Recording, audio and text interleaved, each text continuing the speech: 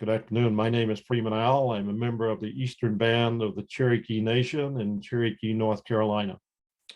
And today we'd like to talk a little bit about the first Thanksgiving.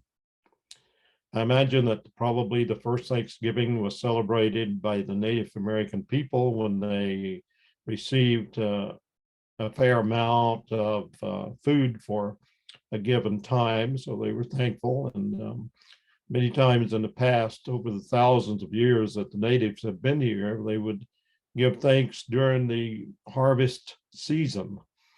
And this would fall somewhere in the neighborhood of the second week in October, when everything began to get ripe and everything was coming in. And they were very thankful to God, the creator, whatever you want to call him, for the food and the things that they'd received during the season.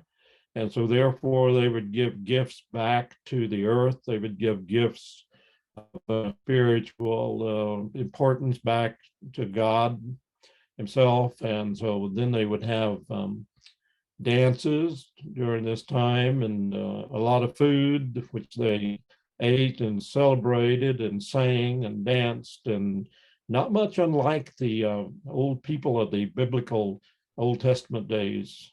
And many times things were very similar, like peace villages. They had both those, and did a lot of festivals, including the first fruit festival of first fruit. And so very much like that. But they would give these thanks. And there was once a story that was told to me by a family who had gone on the Trail of Tears with the Cherokee in about 1838. And about 10 years ago, that story returned back to the east where the Cherokee people live today in the Qualla boundary. So there was a story about the cranes dance. The animals are out, and the bear seemed to be in charge of this thing, and he was giving thanks for the harvest, and they were dancing and having a good time. And the raccoon was watching very intently and didn't seem to be very pleased because the animals were dancing, pushing and yelling and having too good of a time. And so the raccoon said, "This is not good. We need to do this over again." And so they stopped the dance, and then they set another date, and they began to celebrate again. This time they'd gathered all the food they could gather, which was very scarce at this time, and got as much as they could. So they began to dance, and they were dancing quietly and dancing with respect and truly giving thanks back to the Creator for what had been given to them. And after the dance was over, there was a crane who had been watching also, and he came up and he said, "You guys think you did really good, but I think I can even do a dance that would be much better and more respectful than the one that you have done." So they said, "Okay, then do it." And there's not much food left over, but get together what you can. Of course, the cranes can fly, and so they gathered in food from all over the country and brought it and put it on a huge flat stone in the middle of a huge field. And they built a really nice fire, and they began to feast, and they began to sing, and they began to dance, and they were eating and having a great old time. And then the old crane was singing so beautifully that he thought that he was the most beautiful thing in the world. And he got a little bit pompous, I imagine. And so he was dancing hard and fast and singing louder and louder. And eventually he got too close to the fire as he went around the circle. And a wind gust blew, and it blew that fire and hit him in the face, and it went down his throat. And the crane was not able to sing, and he was really upset. But the only sound he could get out of his larynx was sort of a squawk. And so even till today, the crane cannot make a sound that's very beautiful. And so the old Cherokees were telling that story to teach their children and their people of the villages that when you give thanks, you have to do it in the right manner and in the right spirit. So I think that's a good teaching song from the old Cherokee, and that story is probably 1,000 years old or more. And the Crane's Dance was the title to that. And back in the old days, when they really did have the first Thanksgiving that was recorded and written in history, it was with the Pilgrims and the Wampanoag tribe. They had made a treaty, and Wampanoag people had taught the Pilgrims how to farm because they almost starved to death that first season they got here. They got here too late to plant any crops, and it was time almost for winter, and they had no food left over, hardly at all, from what they had brought on the ships. And so they were in a real dire position. Friends, the Wampanoag came in and they said, we need a little bit of help. We need to protect one another from hostile tribes.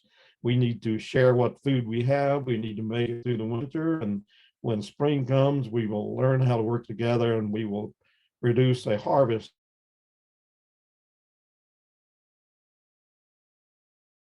to the Pilgrim people, and they taught them how to plant the native seeds. And the Pilgrims also had brought seeds from over in Europe and planted those alongside. But it seems like those seeds that were native did a whole lot better, which is naturally and easy to understand why. And so the harvest was really, really great that year. And so they decided that they were going to the Pilgrims at first.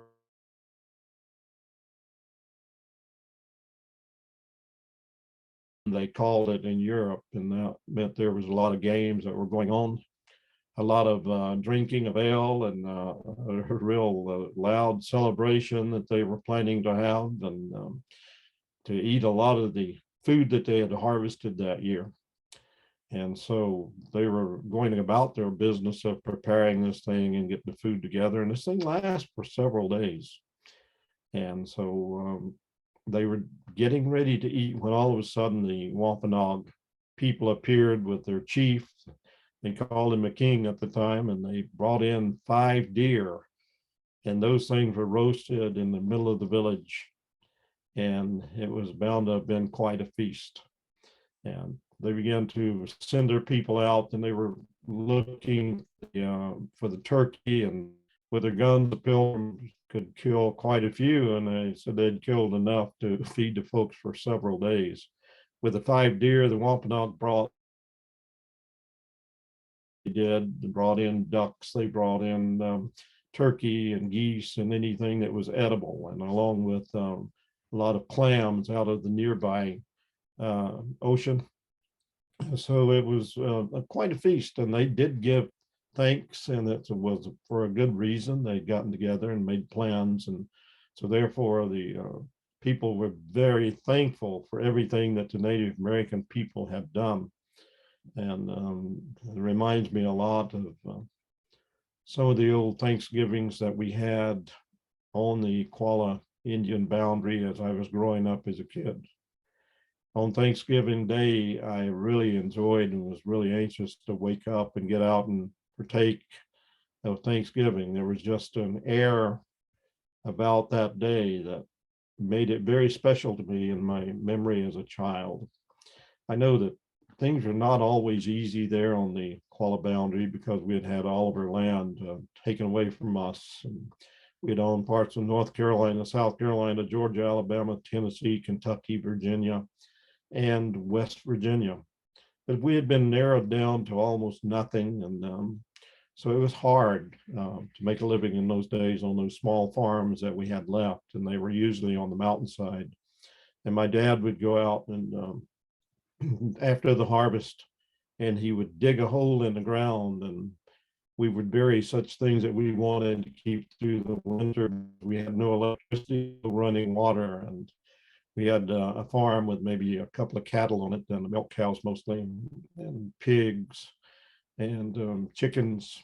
And they would supply us, the pigs and chickens would supply us with the meat that we ate that was domestic, and cows would be milked, the baby, the children, the brothers and sisters that we had, and also the butter that was used in cooking. And so you dig a hole and bury the potatoes, the apples, the cabbage, and the turnips, and other things like tubers that were grown on the farm. In that hole, you put straw down in it first. You put the vegetables in on top of that, and then they would another layer of straw, and dirt would go on top of that layer of straw. and a waterproofing cover would be put on the top, and it kept the thing dry, and you didn't have to dig in frozen ground.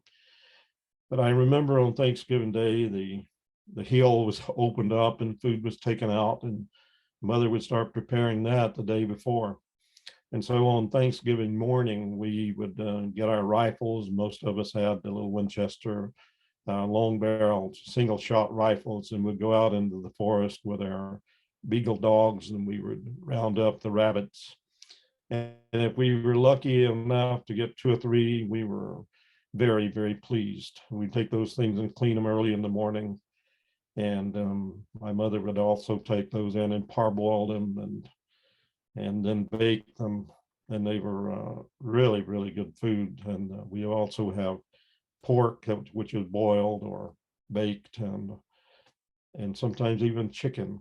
With all the vegetables that came out, we had the potatoes and the turnips and many of the apples and apple butter and all these kind of things, along with the biscuits and the cornbread.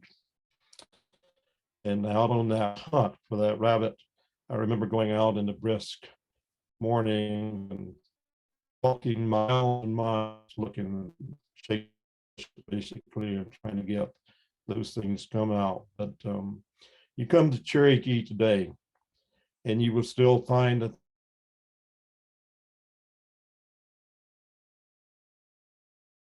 get together. It's called a fall festival nowadays, and many of the old folks will come out of the mountains, and they will bring their best cans full of food and put them on the display to be judged. They will bring the walnuts and the things that they can gather from the wild, and black walnuts, and in the old days it used to be probably chestnuts before the blight came and killed all the chestnut trees. They have these contests for the best carvings, and when I was a kid, they had chickens and pigs and cows and everything else up there, and it was a very, very special time. My birthday fell in the first week in October, October the 6th, and I usually got to eat a birthday cake for my birthday, which so my family did not get one usually because we were so poor. But mom baked her best cake and put it into the fair. The only problem was my cake sometimes was a little bit stale, and but it was thoroughly good too because I appreciated having one. So I have thoroughly enjoyed growing up on the reservation, and our fall festival, even now, or even getting ready to build another festival ground and to continue this thing. The old Cherokees come out of the hills and they gather and they celebrate and they sing and they do all kind of dancing again. And it's truly like the thing was intended in the very early days. So when you celebrate Thanksgiving, make sure that you do it for the right reason and in the right faith. And so this is what I think about the first Thanksgiving. The Cherokees and the native people, many tribes have lived here for possibly even as long as 15,000 years. And so happy Thanksgiving to all of you. Have a good day.